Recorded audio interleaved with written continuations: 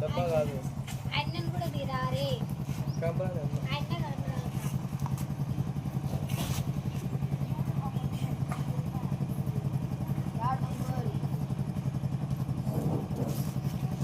పెట్టినాడు నైనా డబ్బాలో పెట్టుకున్నాను